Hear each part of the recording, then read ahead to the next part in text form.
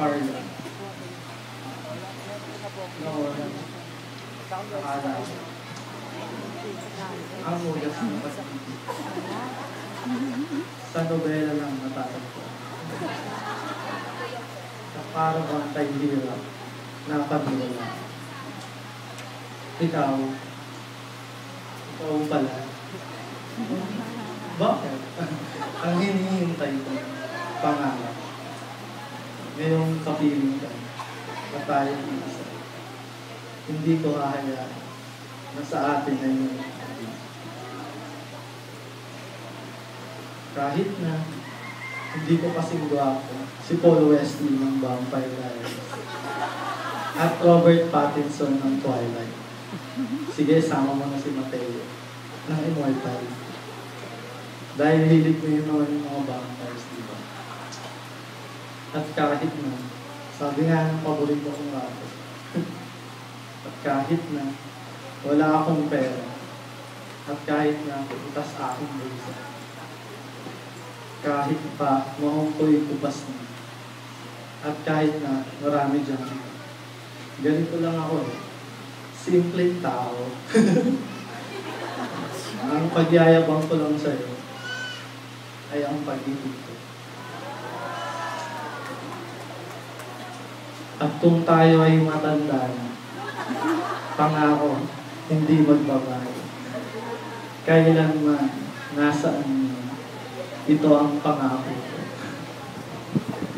Na ikaw pa rin ang iibigin ko, kahit maputing na ang buhok ko.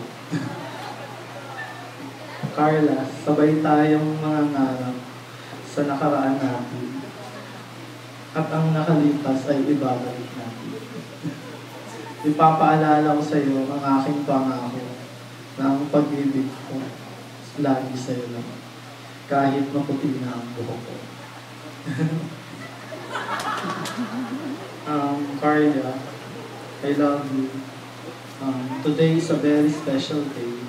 Not because it's my birthday, but because this is the day I dream of and pray for.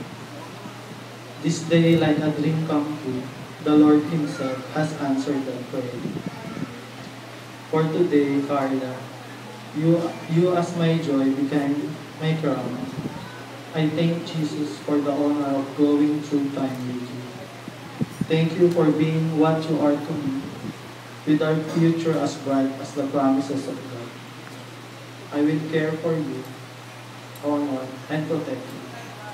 I lay down my life for you, Carla, my friend and my love. Today, I give to you.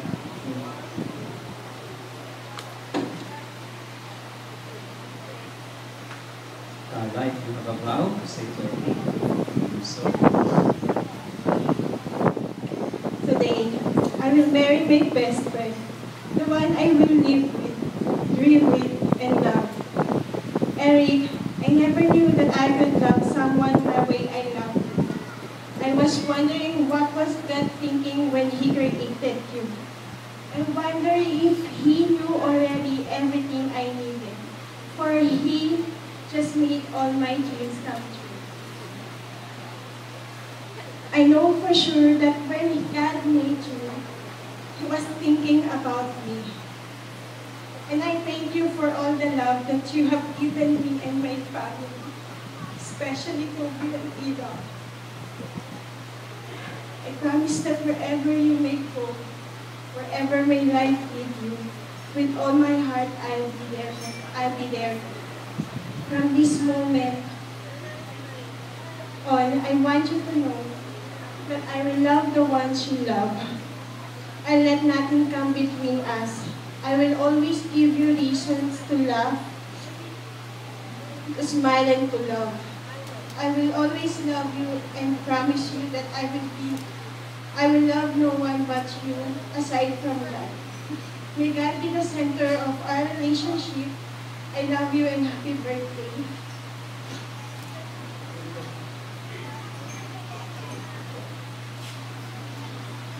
That's very good. Let's hear some